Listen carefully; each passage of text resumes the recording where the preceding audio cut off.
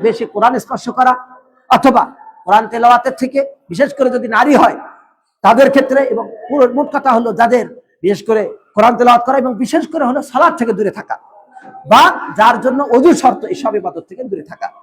যাই হোক দিনী ভাই বন্ধুরা, তাহলে আমরা কি বুঝলাম? ঈমান এমন তো গুরুত্বপূর্ণ একটি বিষয় যে ঈমান যদি থাকে তাহলে আপনি পবিত্র। অন্যদিকে যার ঈমান নাই, মুশরিক, সে নাজিস, অপবিত্র। আল্লাহ তাআলা বলেছেন ইন্নামাল মুশরিকুনা নাজাসুন, নিশ্চয় মুশরিকরা নাপাক, পবিত্র না। এখানে আরেকটি বিষয় সুন্দরভাবে আপনার বোঝার, এই অপবিত্র, নাপাক এর মানে এই নয় যে সেই ব্যক্তি সম্পূর্ণ শরীর তার এমন নাপাক যে হাত স্পর্শ লাগলে আপনার হাত নাপাক হবে, এমন না। বরং এই নাপাকে হলো তাদের নিকৃষ্টতর বিশ্বাসের দিক থেকে, তারা নিকৃষ্টতর বিশ্বাসের দিক থেকে তারা নাপাক, কিন্তু শারীরিক ভাবে নাপাক না। অর্থাৎ শরীরে লাগলেই যে সে নাপাক হয়ে যাবে এমন না, কিন্তু লিআতিকাদিহিমুল বাতিলা, লিআতিকাদিহিমুল বাতিল, তাদের বিশ্বাস ভ্রান্ত বিশ্বাসের কারণে। দিনী ভাই বন্ধুরা, ঈমান যদি ঠিক থাকে, আমরা আজকে রাজত্ব পাওয়ার জন্য হাহাকার কারাকারি শুরু করে দিচ্ছি, কিভাবে ক্ষমতা পাবো। কিন্তু ক্ষমতা পাওয়ার যে জায়গা, ক্ষমতা যিনি দাতা, আপনি তার মুখী হন। আল্লাহ তাআলা বলেছেন ওয়া'দাল্লাহুল্লাযীনা আমানু মিনকুম ওয়া আমিলুস সালিহাত লা ইস্তাখলিফান্নাহুম ফিল আরদি, যারা ঈমান এনেছে তোমাদের মাঝে আর যারা সৎ আমল করেছে অবশ্যই আমি তাদেরকে রাজত্ব দান করব, খলিফা বানাবো। যেমন কামা ইস্তাখলাফাল্লাযীনা মিন ক্বাবলিহিম, যেমন তাদের পূর্ববর্তীদেরকে আমি খলিফা বানিয়েছি, পূর্ববর্তীরা যেমন খলিফা হয়েছে তারাও অনুরূপ খলিফা হবে। ওয়ালাইমাক্কিনান্না লাহুম দীনাহুমুল্লাযী তাবা লাহুম, আর অবশ্যই আমি তাদেরকে রাজত্ব দেব, ক্ষমতা দেব, কর্তৃত্ব দেব, তাদের সেই দিনের প্রতি সন্তুষ্ট থাকব, তাদেরকে সেই দিন দিয়ে কর্তৃত্ব দেব যার প্রতি তারা ইরতাদা লাহুম, যার প্রতি আল্লাহ রাব্বুল আলামিন তাদের জন্য সন্তুষ্ট হয়েছেন। ওয়ালা ইবাদদিলান্নাহুম, আর তাদেরকে পরিবর্তন করে দেব মিন বাদি খাউফিহিম আমনা, তাদের ভয়ের পরে তাদেরকে নিরাপত্তা দান করব। সুবহানাল্লাহ। কাজ কি? কাজ হলো ঈমান এবং আমল। যদি আপনি ঠিক হন, ঈমান ঠিক করেন, আমল ঠিক করেন, এই গ্রাম যদি ঠিক করে, এই দেশ যদি সকলে ঈমান আমল ঠিক করে, তাহলে যেই ব্যক্তি শাসক হবে সে কি বাহির থেকে শাসক হবে? সব মানুষ যখন ঈমান আমল ভালো করবে, তখন এই ভালো ঈমান আমল ব্যক্তির মাঝ থেকেই একদম শাসক হবে, আর সে তখন ঈমান আমল অনুপাতে শাসন করবে, তবেই তো দেশ সুন্দর হবে।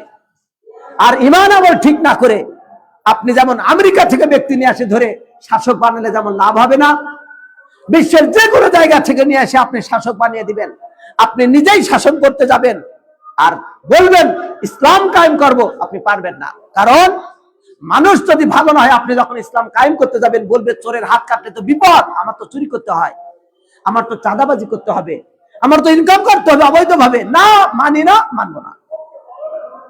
যে ডাকাত, সে চিন্তা করবে যদি ইসলাম কায়েম হয় আমি ডাকাতি করতে পারবো না, ডাকাতরা এক গ্রুপ হয়ে যাবে, মানি না, মানবো না। যে শিরক করে, যে শিরকের আখড়া নিয়ে পড়ে আছে, যে লাল ছালু নিয়ে পড়ে আছে, যে অবৈধ কাজ নিয়ে পড়ে আছে, গাঁজা খাওয়া নিয়ে পড়ে আছে, ওই ব্যক্তিরা চিন্তা করবে যদি এখানে শিরক দূর করা হয়, ইসলামের কথা বলা হয়, যদি ইসলাম বাস্তবায়ন করা হয়, তাহলে তো আমি শিরক করতে পারবো না, আমার ধান্দা চলবে না, আমার ব্যবসা বাণিজ্য নষ্ট হয়ে যাবে। তারা তখন একটা দল হয়ে আন্দোলন করবে। এইভাবে যদি সারা দেশ আন্দোলন করে, আপনি ইসলাম কোথায় কায়েম করবেন? অতএব আপনার কাজ হলো ঈমান এবং আমলের দাওয়াত দেওয়া, মানুষকে আগে সংশোধন করা। এই সংশোধিত মানুষের মাঝ থেকে যখন একজন ব্যক্তি দায়িত্ব পাবে, তখন সেই ব্যক্তি হবে ঈমান আমলের উপরে মানুষকে চালাতে পারবে, অন্যথায় সম্ভব না। নবী রাসূলগণ তাই করেছেন। দিনী ভাই বন্ধুরা, যদি এইভাবে চলা যায় তাহলে তার পরিণতি কি? তার পরিণতি যেমন ভাবে দুনিয়াতে বিদ্যমান, যেমন ভাবে দুনিয়াতে নিরাপত্তা, অনুরূপ ভাবে আখিরাতে। সর্বপ্রথম আখিরাত হলো মৃত্যুর পরের থেকে, যখন মৃত্যু হবে আখিরাত শুরু হয়ে যাবে। এই মৃত্যুর পরে যে আখিরাত, এরপরে কবর, এরপরে হাসর, এরপরে জান্নাত জাহান্নাম। এই ব্যক্তি জাহান্নাম থেকে মুক্তি পাবে, এই ব্যক্তি হাসরের কষ্ট থেকে মুক্তি পাবে, এই ব্যক্তি কবরের শাস্তি থেকে মুক্তি পাবে, এই ব্যক্তি অবশ্যই মৃত্যুর সময় আল্লাহ তাআলা তাকে ফিতনা থেকে রক্ষা করবেন। সুবহানাল্লাহ। ইউসাব্বিতুল্লাহুল্লাযীনা আমানু বিল কওলি সাবিত ফিল হায়াতিদ দুনিয়া ফিল আখিরাহ। আল্লাহ তাআলা বিদ্যমান রাখবেন তাদেরকে যারা ঈমান এনেছে দৃঢ় কথার দ্বারা, সেটা হলো লা ইলাহা ইল্লাল্লাহ। এর দ্বারা দুনিয়াতে তাকে যেমন বিদ্যমান রাখবেন, আখিরাতেও তাকে স্থির রাখবেন। তার কাছে যখন বলবে মান রব্বুকা, সে দৃঢ়ভাবে বলবে রব্বি আল্লাহ। তার কাছে যখন বলবে মা দীনুকা, তখন সে বলবে দ্বীন আল ইসলাম। যখন তাকে বলবে মুহাম্মদ সাল্লাল্লাহু আলাইহি ওয়াসাল্লাম সম্পর্কে, তিনি বলবেন রাসূলুল্লাহ। হতে হবে ঈমান এবং আমল। আর আপনি ঈমান আনলেন না, সালাত পড়লেন না, যাকাত দিলেন না, আমল করলেন না, কিচ্ছু করলেন না, নামটা শুধু রাখলেন আব্দুল্লাহ, আপনাকে আখিরাতে জিজ্ঞাসা করলে কি উত্তর দিবেন? এরপরে অনন্তকাল জান্নাতে থাকবে ঈমানদাররা। আল্লাহ তাআলা বলেন ইন্নাল্লাযীনা আমানু ওয়া আমিলুস সালিহাত কানাত লাহুম জান্নাতুল ফিরদাউসি নুজুলা। যারা ঈমান এনেছে এবং সৎকর্ম করেছে তাদের জন্য প্রতিদান হবে জান্নাত। সেটা হবে তাদের আপ্যায়ন স্বরূপ। সেটা সেখানে আর চাওয়ার কিছু না, বরং আল্লাহ তাআলা দয়া করে তাদেরকে দিবেন। জান্নাতে থাকবেন। আপনার কাছে এমন হবে যে আপনি জান্নাত থেকে আর কখনো সরে যেতে যাবেন না। লা ইয়াবগুন আনহা হিওয়ালা। সেখান থেকে তারা কখনোই সরে যেতে যাবে না। কারণ কি? কারণ আপনি যদি এই জায়গায় বসে আপনার যা প্রয়োজন সব পান, তাহলে কি আপনি সরবেন? না। জান্নাতে যে ব্যক্তি প্রবেশ করবে, ফিহা মা তাশতাহিহিল আনফুস ওয়া তালাদ্দুল আ'য়ুন, ওইখানে মন যা চাইবে তাই পাইবে। তাহলে আর তার সরার কোনো প্রয়োজন হবে না। লা ইয়াবগুনা আনহা হিওয়ালা। সেখান থেকে তারা সরবে না। তাহলে এই যে দামি ঈমান, এই দামি ঈমান দুর্বল হয়ে যায়। এই দামি ঈমান মানুষের মাঝে সঠিক থাকে না। এই দামি ঈমান মানুষ আস্তে আস্তে ভুলে যায়।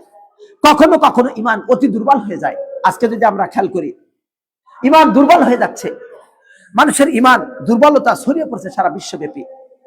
মানুষ আজকে অভিযোগ করে আমার অন্তর ঠিক নাই, আমার অন্তর ভালো না, আমার অন্তর রূঢ়, আমার অন্তর কষ্ট, আমি অনেক কষ্টে আছি, আমি অন্তরের ভিতরে ঈমান বুঝতেই পারি না, আমার ইবাদত বন্দেগী করি কিন্তু ইবাদত করে কোনো স্বাদ পাই না, আমি ইবাদত করি কিন্তু ইবাদতের মাঝে আমার ঈমান আছে কিনা আমি নিজেই জানি না, আমি কোরআন তেলাওয়াত করি কিন্তু কোরআন তেলাওয়াত করে কোনো ফল পাই না, আমার পরিবর্তন আসে না।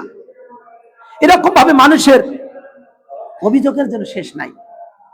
তাই তাদের অবস্থায় এমন যে আমি পাপের মাঝে অতি দ্রুত করে যাই, পাপ থেকে বেঁচে থাকতে পারি না। এই সবগুলো সমস্যার মূল যেটা কারণ, যে মূল সবচেয়ে বড় যেটা মুসিবত, সেটা হলো ঈমান দুর্বলতা। তাই এই ঈমানটা থাকে অন্তরে। আল্লাহর কাছে বেশি বেশি দোয়া করার দরকার। ইয়া মুকাল্লিবাল কুলুব সাব্বিত কলবি আলা দীনিক। হে ঈমানের, হে অন্তরে পরিবর্তনকারী, আপনি আমার অন্তরকে দ্বীনের উপরে অটল রাখুন। সকলে বলি আমিন। দিনী ভাই বন্ধুরা, আগে বলেছিলাম আমাদের এই বিষয়গুলো জানার ক্ষেত্রে অনেক জরুরি। কিন্তু এই ঈমানটা কেন দুর্বল হয় এবং তার চিকিৎসা কি, এই বিষয় তো আমরা আজকে হয়তো আর সময় পাবো না। আল্লাহ রাব্বুল আলামিন আমাদেরকে কবুল করুন, আমরা যেন ঈমানের উপরে থাকতে পারি। আল্লাহ রাব্বুল আলামিন আমাদের সেই ঈমান দান করুন যে ঈমান আজানের সঙ্গে সঙ্গে আমাকে মসজিদমুখী করবে। আমাকে সেই ঈমান দান করুন যে ঈমান আল্লাহমুখী করে। আল্লাহ তাআলা আমাকে সেই ঈমান দান করুন যে ঈমান ফিতনার সময় অটল থাকবে আল্লাহমুখী হয়ে, যে ঈমান ক্ষমতার লোভে মুশরিকদের কাছে ধর্ণা ধরবে না, যে ঈমান ক্ষমতার কারণে মানুষের দ্বারে দ্বারে যাবে না, যে ঈমান আমলমুখী হবে, যে ঈমান মানুষের জন্য ভালোবাসবে ঈমানের শর্তে, যে ঈমানের জন্য ভালোবাসা হবে আল্লাহর জন্য, আর শত্রুতা হবে আল্লাহর জন্য। যে আল্লাহকে মানে না তার সাথে বন্ধুত্ব চলে না, আর যে আল্লাহকে মানে তার সাথে শত্রুতা চলে না। অতএব নিজ স্বার্থের জন্য যেন ঈমান না হয়, দাওয়ার জন্য আল্লাহর জন্য হয়, ঈমানের জন্য হয়। যে ঈমান আমাকে আখিরাতে আল্লাহমুখী রাখবে, জান্নাতে স্থায়ীভাবে থাকার ব্যবস্থা করবে, হাসরের দিনে কঠিন আযাব থেকে, সকল সমস্যা থেকে নিরাপত্তা দিবে, এমন ঈমান আল্লাহ তাআলা আমাদেরকে দান করুন। আমিন। ওয়া আখিরু দাওয়ানা আলহামদুলিল্লাহি রাব্বিল আলামিন।